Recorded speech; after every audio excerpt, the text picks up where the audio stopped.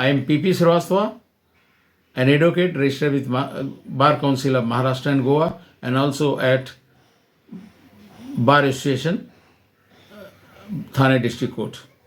Friends, मेरे पास सैकड़ों useful videos हैं जो कि डे टू डे ला का जो नॉर्मल आदमी जो जो लेमैन है, जो ला का मैंने पढ़ाई नहीं किया, व्यवसाय नहीं कर रहा, उसके लिए मैंने वीडियो बनाया. करीब करीब 100 वीडियो बन गया है. हमारे चैनल पर है. हमारा यूट्यूब चैनल नाम है know your laws and management. Know your laws and management. आप जाइए, वहाँ से निकालिए, पढ़िए, देखिए, सुनिए. पढ़ना क्या, सुनना है. सुनिए, आप हो सकता है आपके लिए काफ़ी फ़ायदा हो. और आप जो है उसको लाइक करके और सब्सक्राइब जरूर कर दीजिएगा. Thank you very much.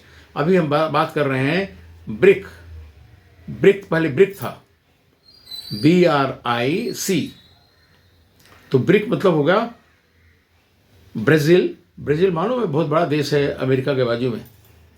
Brazil, Russia, India, China, ये चारों कंट्री मिल करके एक ऑर्गेनाइजेशन बनाए थे.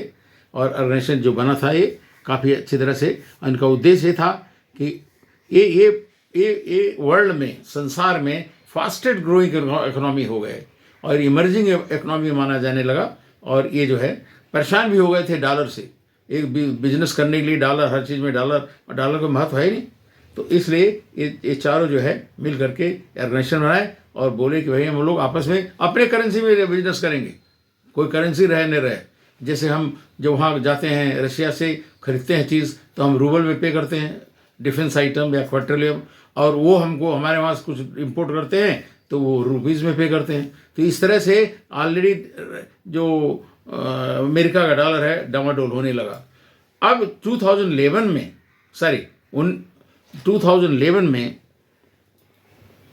जो अपना साउथ अफ्रीका 2011 में रिक्वेस्ट किया और ज्वाइन हो गया एज ए बेसिक मेंबर. तो ब्रिक्स से ब्रिक्स हो गया. ब्राज़ील, रशिया, इंडिया, चाइना और south Africa.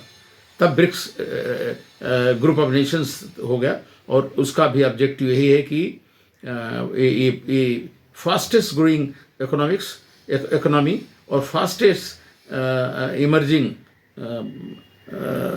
Economy in the world माना गया. और ये भी प्रमोट करते हैं, कोऑपरेट करते हैं पीस, सिक्योरिटी और डेवलपमेंट.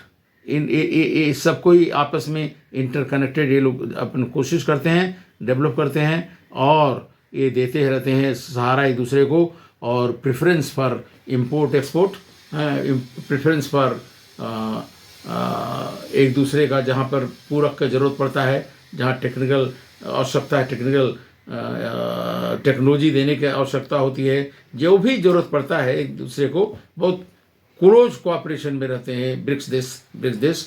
और इतना बड़ा है कि एक बार ऐसा भी डिस्कस हुआ कि ब्रिक का जो है करेंसी स्टार्ट करना है. और ऐसे भी आपस में डॉलर छोड़ करके व्यापार कर रहे हैं. करेंसी डेवलप करने की बात हुई थी, जिसमें अमेरिका ने बहुत ज़्यादा ऑब्जेक्शन लिया.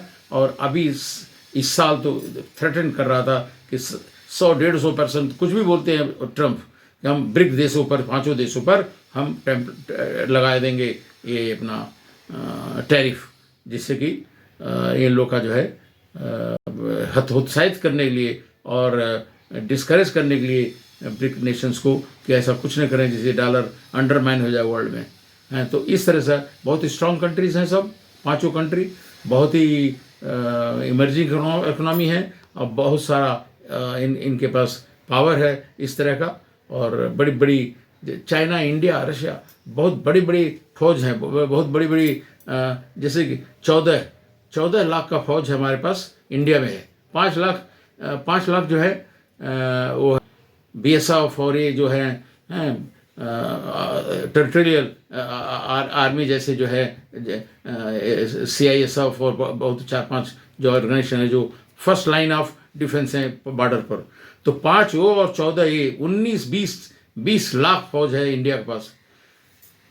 ऐसे ही रशिया इसके चाइना के पास, उसके बाद सीधा ही 20 हैं, उसके बाद 4 साढ़े 4 लाख दूसरे जो फर्स्ट लाइन ऑफ डिफेंस हैं वो मिला 14-15-25। बताइए इतना बड़ा फौज अमेरिका के पास, जानते कितना फौज है? सिर्फ 10 लाख। लेकिन है क्वालिटी फौज है और क्वालिटी उनके पास वेपन्स हैं, सब ठीक है। लेकिन इस तरह से अभी हम साउथ अफ्रीका और ब्राज़ील और रशिया की बात ही नहीं की। तो इस तरह से बहुत बड़ा इमर्जिंग इकोनॉमिक्स है और सब पांचों साथ में आ गए हैं और बहुत कुछ कर रहे हैं और आपस में अमेरिकन डॉलर को छोड़ करके आपस में व्यापार अपने अपने करेंसी में कर रहे हैं। ये है ब्रिक्स। और ये थोड़ा नॉलेज रहेगा तो आप समझेंगे, जब कोई ब्रिक्स न्यूज़ में आएगा या न्यूज़पेपर में पढ़ेंगे समझ जाएंगे ब्रिक्स क्या है। BRICS group of nations, fast emerging economy of the world. Thank you very much for watching.